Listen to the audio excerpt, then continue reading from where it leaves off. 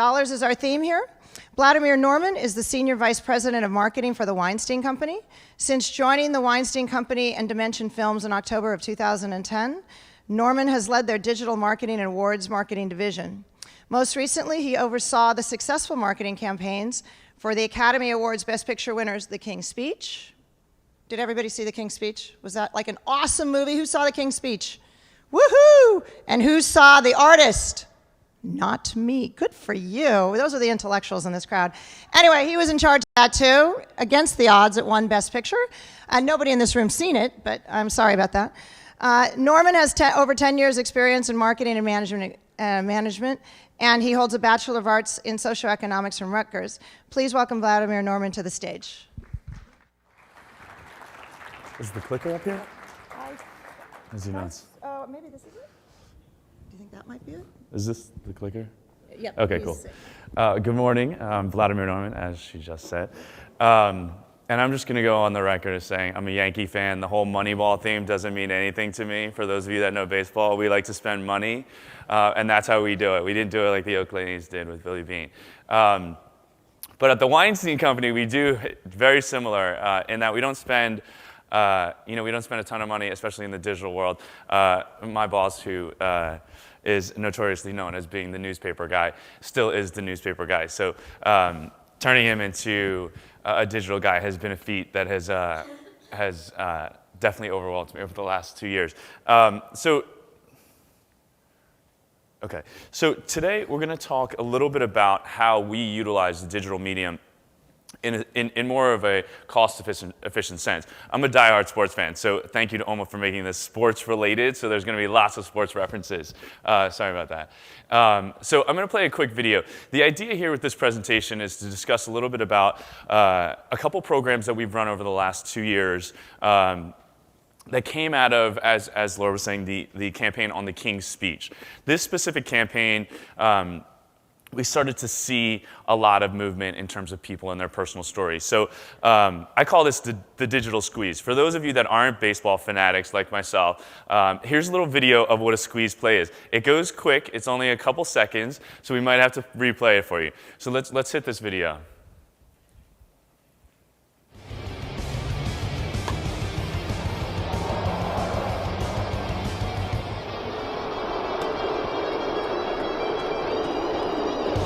As I said, it goes quick.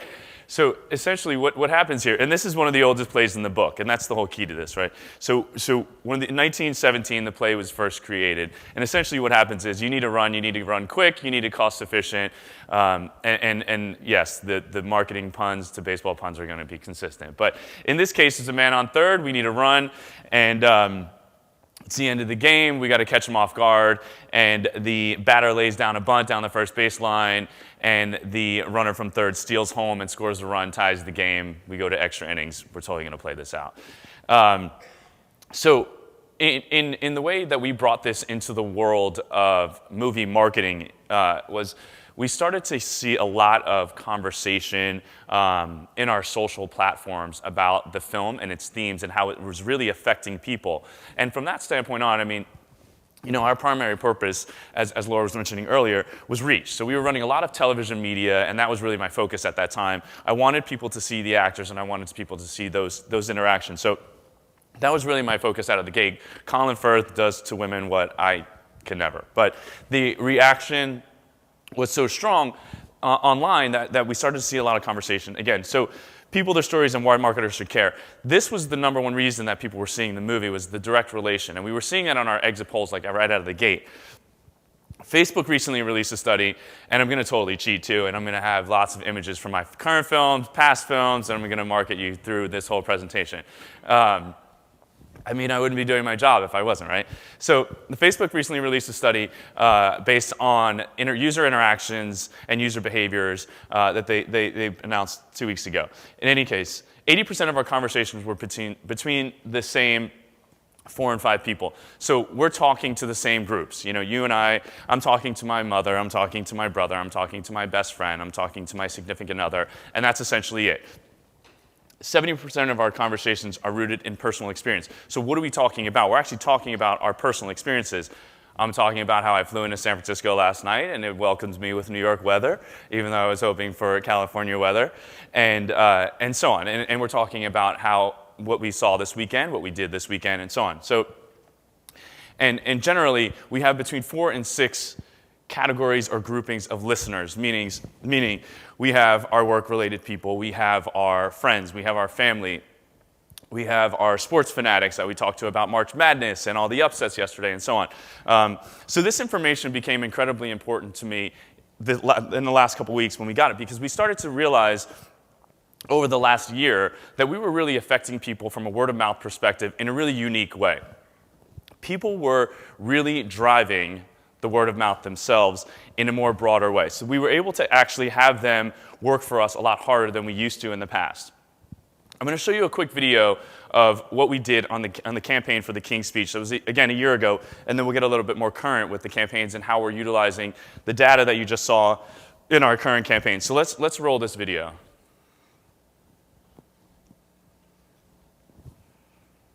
Every once in a while, a film comes along that inspires people everywhere. You could do it. You needn't be governed by fear. This year, that film is The King's Speech. Across America, audiences have found their voices. It made me hope. Even now, I'm getting goosebumps thinking about it. It's a human story, friendship. It's all peculiar. I take that as a compliment. Every one of the characters had to face their own challenge, and we all have had to do that. The film is about finding the courage to take the next step in life. Listen to me! Why should I waste my time listening? Because I have a voice! Yes, you do. Phenomenal movie, touches across all generations. The King's Speech is a movie that can speak to anyone. I don't know how to thank you, my friend. The most celebrated and acclaimed film of the year is now the most nominated, with 12 Academy Award nominations, including Best Picture of the Year. It's time. The King's Speech, rated R. So to talk a little bit about this campaign, typically as the digital child, we are the redheaded stepchild. But in this case, I started to see a lot of motivation through the social world, as I said. And what we did was we based our entire television campaign in the second phase of the campaign around what we learned online. And that is that the movie was inspiring people. And we learned that through different stories. So a general Thursday afternoon, we're sitting in the office having a brainstorm on what's next for the campaign. And just to give you a little bit of fact on what happened with the film, it was a $14 million film. We spent about $25 million marketing it. The film grossed $140 million domestically. Hugely profitable for a little studio like the Weinstein Company. In any case, we realized that the film was inspiring people in a very specific way, whether it was from having a speech impediment or a handicap or just fighting through your personal battles, whatever it was, we started to see a lot of motivation. So we launched a Facebook campaign where we wanted to find real American people in real American cities, whatever stereotype that means. So we just launched it to see what would happen. We launched a tab, we said, respond to us, tell us your story. We want to hear more about what you're doing and how this film has affected you. We ended up getting thousands upon thousands of emails and Facebook messages and Twitter messages, and it just turned into something we had no idea was going on. So on Thursday, my social media guy comes into my office, and he says, my team is overwhelmed. We don't know what to do. We have so much feedback. So what I decided immediately was, this was our campaign. This is what we're going to do. We're going to shoot a television spot. We're going to go to all these different cities. We're going to meet these people, and that's exactly the spot you just saw. So that's what we did. We went to all these different markets, and that became our TV campaign and our digital campaign for the rest of the site. As you saw, that was a nomination spot. So that was shortly after our Academy Award nominations. We hadn't even, the Academy Awards hadn't happened yet, so we had a ways to go. That was our campaign straight throughout. In this case, the digital marketing guy was no longer the redheaded stepchild. The digital marketing guy became the guy. And that was really, really prideful moment for me, because as my boss said when we first met, you're the first person I've ever met without any experience in the traditional marketing world. I only had digital marketing experience. So the key for this, again, was the setup. So giving the opportunity to users to give their voice. And that was our entire campaign. The story was about this guy who didn't have his voice. And then really understanding our assets. The assets in this case was not the Colin Firth that we initially thought. It was not the themes of the movie. It was actually the consumers themselves. And it was a very different use of word of mouth in the way we were able to make it work. And the key for this, and I'm a finance guy in my background, so the key for me always is listen to your audience, and it's always metrics. So we utilized metrics, and we do utilize metrics across the board in every platform possible. From, in this, obviously you can tell one of the big things that we use is the demographics from a locational standpoint, and really being able to regionalize the marketplace and really tackle those markets. And if you're wondering, this is an image from the Academy Award-winning documentary Undefeated, currently in theaters.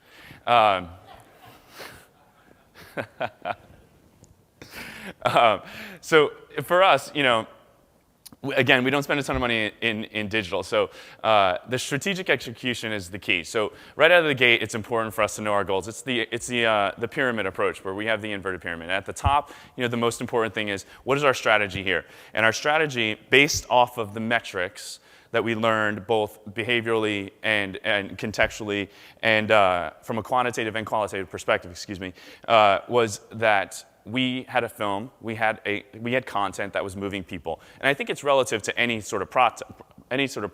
If you look back to a Procter & Gamble campaign from maybe about 2 years ago, they did that whole thanking moms campaign where they were featuring different moms from all over the country in their spots. That was a really great campaign, and it brought users into the experience, and that's essentially what all of our social research has been telling us. Socialization is important to us because of that exact word, socialization. You're able to bring them in. So the strategic execution was setting the goals and sticking to those goals.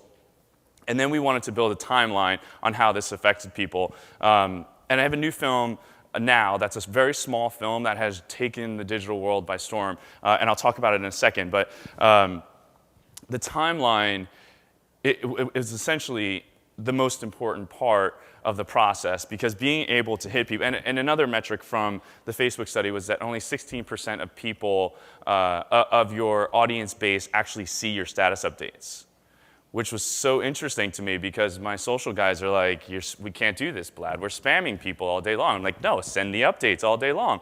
And then they're saying, you're spamming us. But essentially only 16% of users, and this is Facebook telling us this, so 16% of your user base sees your status updates. So the timeline was key in the way we delivered the information. Obviously, we know consumers receive information differently at different parts of the day, different parts of the week, and so on. So delivering the information was necessary at the right time. And then the creative. As you see, we sort of took these everyday people and we turned them into what looked like a typical celebrity shoot. I mean, we brought in everybody. We brought in the photographers, we brought in the camera crew, we brought in the makeup artists, we brought in the hairstylists, we brought in everyone to make it seem as if it was a highly produced shot. So the creative was essential, and if you haven't seen The Artist, that is the cutest dog ever. Come on, he's Uggy from The Artist.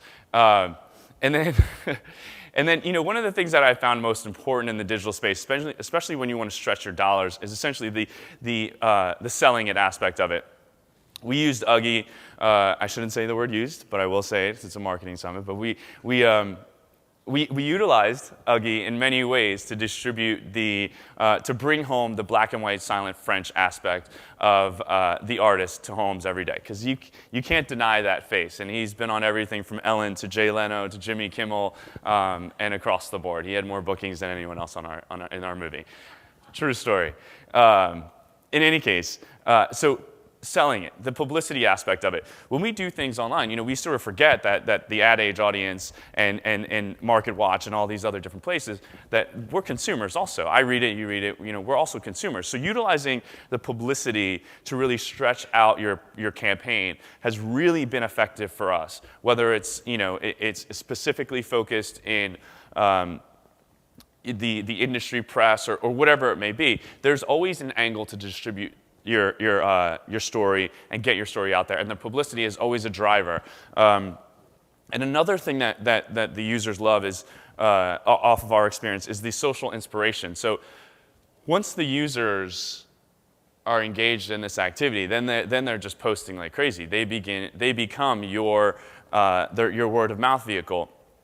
and so on. And the other part of this was to be malleable. When we went into, for example, on the King's Speech campaign, when we went into this, I said, we're going to do 2 to 4 major cities in the US. When we came out of launching the promotion, we were to 4 to 6 cities. None of them were the same ones that I initially thought they were going to be. So this was great. We ended up in Dallas and Houston and Atlanta and Portland. And those weren't 4 cities that I thought of. Yeah, I was thinking Boston, Chicago, and so on. But so the ability to be malleable is incredibly essential and has been through our campaign, especially in the social space. We can change things around so quickly. We're not TV spots that take 3 days to get on the air. We're not newspaper ads that closed a day ago. We have the opportunity to change and change quickly. And that's a good thing and a bad thing when you're a marketer. But OK, so let's talk a little bit about the artist. This was a campaign where I knew right out of the gate we had a movie that movie lovers loved. So if I could get people into the movies to see the movie, that was the first thing. So I needed to find a group of individuals who could speak for the film for us. And that, in this case, was anyone that loved movies. So right out of the gate, at the same time, I wanted to promote the movie aspect of it. So I started to find actors, and I started to group actors from across the country and have them work as our word-of-mouth vehicle. So we set up meetups, actor meetups.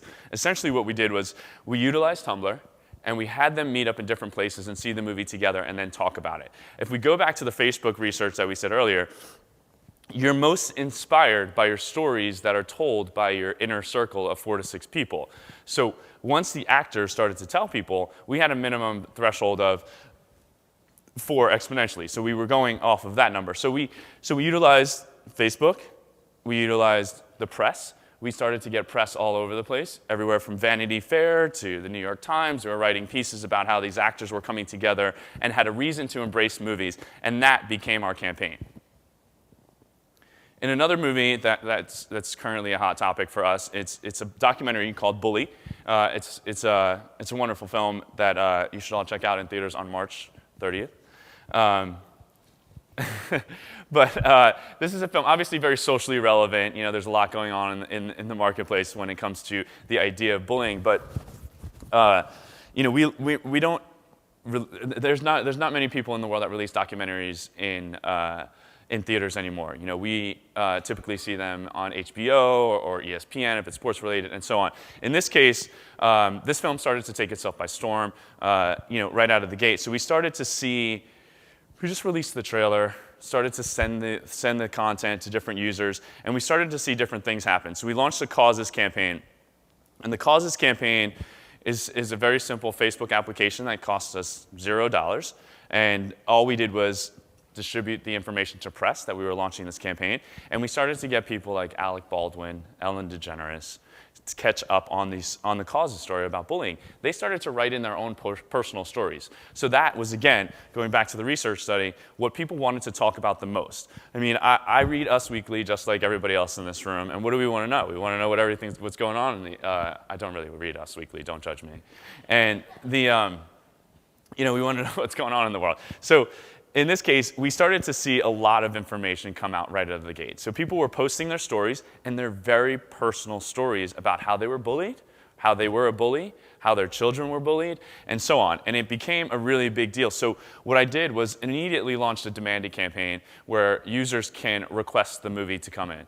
We have, you know, right out of the gate, we had about 363 different smaller markets that we would never have opened the movie in start to email us anywhere between, they wanted the movie to come anywhere between 1,000 and 5,000 users per small market. We're talking about little cities like, let me cheat and look on here since I'm drawing a blank. Like, you know, smaller markets in Ohio and so on we're coming into. And now we're opening the movie on April 13th wide. And that was all based on the Demand It and Causes campaigns. So those campaigns started to go. The head of AMC Theaters wrote in about how his kids were bullied. And now we have an entire campaign where, because we don't have celebrities in this movie, we're launching a campaign whereas the editors are actually writing their own personal bully story instead of doing a junket-style interview. So they're not interviewing talent or things like that. But again, this is utilizing the press and selling our activity as best as we can. So using your assets and selling it as much as possible. In this case, in contrast to the King's Speech, whereas the creative campaign was driven out of the digital campaign, in this case, the distribution model was driven out of the digital campaign. And we can thank our users for now. We have the ability to show, or I have the firepower to go to my boss and say, we have to open these markets across the country because we have thousands of people writing in saying they need to see it. So in two very strong cases, with two movies that were having a really hard time getting out of the gate, an English film, it seemed very stuffy and old, and I couldn't get anyone under the age of 55 to get in to see it. And a very small documentary that would be typically played on an A&E or a Sundance channel or something of that nature are now hitting the big screen across the country, and we're really excited about it, all driven through the digital aspect. And as we continue to go on, this is becoming a new thing. And as I said earlier, my boss is really hard to transition. He now uses an iPad. That's like a win. Come on. He probably wants the iPad 3 by now, but in any case, we've been able to take the digital space and utilize it without spending any money and teaching us new things through the metrics, but also listening to what people have to say. That's the most important thing here. We started to listen. And I have to be honest, I didn't believe it at first, and it's totally taken by storm. And with this movie, we're really excited about it. There's a ton of people in the world that have been affected by this crisis in the United States and worldwide. And this movie actually teaches you something different about how you can approach it. And now, based on the digital platform, the entire country has the opportunity to see it. That's all I got for you. Thank you very much. Do you have any questions? Sorry. Now I have this questions, anyone? Yes? How much was the controversy of the R rating created into the Well, the MPAA definitely hit me with Christmas a bit early, Yeah. giving me an R rating on a kids movie. But it was definitely a big part of it. But the MPAA is also like my governing body, so I have to be very careful in how much I can say or do about it. But again, my boss Harvey Weinstein is notorious for going after them. But yes, we definitely exploited the idea of the R rating to start to build a little bit momentum. It was a tool in our toolkit for sure. Hi, I'm Joe Mandisi from Media Post. That's an awesome presentation. And thank you. You showed some really powerful distribution and promotional aspects. I'm wondering, do you think this could ever be a distribution platform for your product, for your clients' brands, and for movies? I mean, the distribution base is there, and we've seen viral videos scale at record rates. Sure. What do you think the future of actually distributing film product through social will be? I mean, I think that there's a special experience when you go to see a picture in the theater, and I'm always going to say that because I work at a movie studio. But we have a new division of our company, Radius TWC, that is launching premium VOD content. And one of the means that we're currently looking into is how we distribute this content in the best case scenario. There's a movie called Margin Call that recently came out and went into theaters and VOD at the same exact time and was incredibly successful, hugely profitable picture. So there's lots of things going on, lots of testing going on. And I think with the success of Hulu Plus and Netflix and things like that, I think that this momentum is definitely going to happen. I definitely think that the movie business is led by some old school people. So it's going to take some time. But hopefully with situations like this and the way Paranormal Activity launched its campaign, the first one a couple years ago, things like that will eventually evolve our brands. Hello. Hi, everybody. You constantly saying you don't spend any money on your marketing. What if you had money to spend? How would you spend it? I don't even know where to begin. That's like, I'd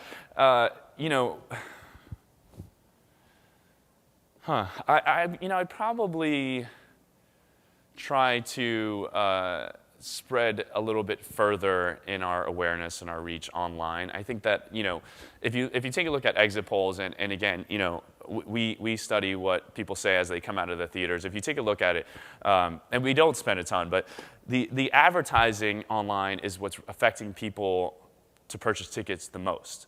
The least. So it's everything from the promotional stuff to the clips to the footage. That's what's really pushing people. So I think, I would probably try to test that a little further and spend a lot of money in video, advertising, and things of that nature. Anyone else?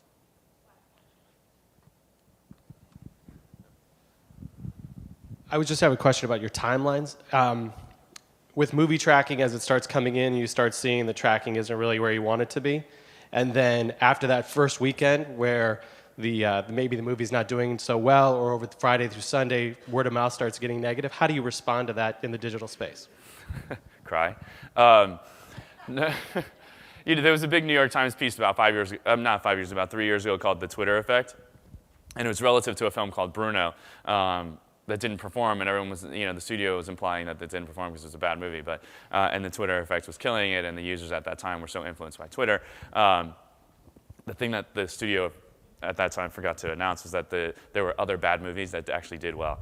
But, with what you're saying, I think it goes back to what I was talking about in terms of being malleable. It's necessary to take a step back and be able to fluctuate. But I think, the organization and the structure from the goals to the timeline and the creative is necessary out of the gate. None of that means anything when you get into tracking reports that come in 3 weeks out and say, you're targeting males under 25 and you're delivering females 35 plus. That doesn't matter. I mean, at that point, you sort of like, what do we do? How do we make this adjustment and make it work? Like I was saying in this case, I knew, we'll go back to The King's Speech, for example.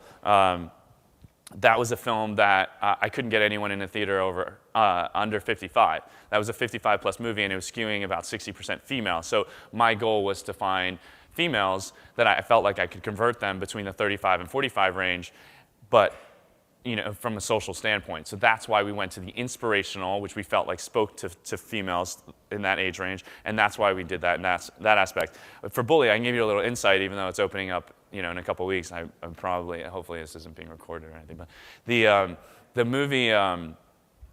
movie is playing to parents, which I knew was going to happen, but I wanted to play to kids, and that's like my, that's like the brain and the heart thing, So I wanted to play to kids, and kids. When I say kids, I mean anyone between 16 and 25. That's still in college, that has younger brothers or sisters, things that we can relate to. We're not playing to those kids. Our social research is telling us that we're older. We're way older. We're parents. We're grandparents. We're people that like documentaries, which is great. But that's sort of why we launched these additional social programs of recent, where we're working with an organization called Facing History and Ourselves, and they're launching programs for students and how to engage in that activity. And then we have a separate campaign where we have some younger celebrities that we've contacted via Twitter, Demi Lovato and a bunch of other, Corey Monteith from Glee and a bunch of other people that we've literally just contacted via direct messages and have responded to us. But everything shifts with tracking. Tracking is like, again, it's my best friend and my worst enemy at times. You guys have pressure. I need you to deliver 3 insights or she's coming after me. I'm going to rate him a D. And I'm going to make him stay, okay? Because I had 3 insights. I give you an A. Reasonable men may differ. I give you an A. I'm going to give you my 3 insights so that I give him an A. You, audience, you need to give him 3 or he's going to get a D. Okay, so I thought his speech was excellent. So here's my first takeaway as a Wall Street analyst. King's Speech cost $14 million. Marketing, $25 million, $140 million at the box office. You don't get better returns on capital than that in any business. I don't care what business you're in. The second thing was listening. My key thing, what he talked about the King's Speech, he said that they actually base the TV campaign around what they learned online. So what they're doing is they're taking data into the online world, and then they're listening to what resonates, and then they're overlaying that. One of the things you said in your answer to a question was they're overlaying that about how do they then reach, now they've got the woman over 50, how do they then broaden their market for the product, in this case a film, by bringing it down. So they grabbed what was resonating with the population and created, in this case around women, an inspiration to bring that demographic down to widen the audience, almost double it in terms of the average age it was appealing to. So this issue of listening, being able to listen from digital platforms to work back into making your dollars more efficient spent on old world expensive platforms. And And then the bullying thing. Weinstein has, for a long time, been known as being very clever. Do you remember The English Patient, which also won Best Picture? They opened it narrow. They took it very, slowly. Eventually, it went wide and won the Best Picture award. Now they're using digital platforms to start even narrower, like on this bullying thing, and then leveraging celebrity expertise to talk about personal bullying stories, which elevates the publicity of the film. So it's being able to start even smaller and less costly on digital platforms, figure out what works, and then kind of through word of mouth, making it more and more popular. The pun wasn't lost on me, that you use word of mouth to give people a voice when the King's speech, he didn't have a voice. Like, it helps to be a genius in every field. That was clever. Okay. Audience, what are your 3 takeaways? Did this man add any value to your life? Was there any insight that you garnered from the last 30 minutes? Sir? That Weinstein will be releasing films on Facebook within the next 18 to 24 months. I didn't even hear that. Did you say that, or did he make that up? Okay, I didn't hear that he was going to be releasing films over Facebook in the next 18 to 34 months, so stay tuned. I didn't even hear him say that. Anything else that people took away that they didn't know walking into the room that you learned from him? Yes, sir. You're a learner. I like you. What did you learn? 16% of people see your updates. Yeah, that's what's surprising. That's pretty low. I had seen the data on responses on Facebook. They did a report. I didn't know they had a new one out, but 2 years ago, 2009, they did a report that said the average woman will consistently respond to 7 friends, and the average man will respond to 4. And that's it. The rest of them, you kind of don't care about what they're saying. So I wasn't surprised to see your updated findings, but yeah, that was interesting about the 16%. Any other takeaways that you learned? Yes, sir. All the men are really pulling the weight here. Team play. Thank you, men. Women, you need to overcome your shyness. So he had mentioned that there's no money or for marketing, but apparently $25 million for the King's Speech is no money. It is no money. I mean, did you see John Carter? They spent over $100 million on marketing. It was still a shitty film. Okay. Anything else? One more? One more? Okay, we need to wrap it up, but no more? Okay, great. Thank you so much. I'm going to call up the next 2 speakers.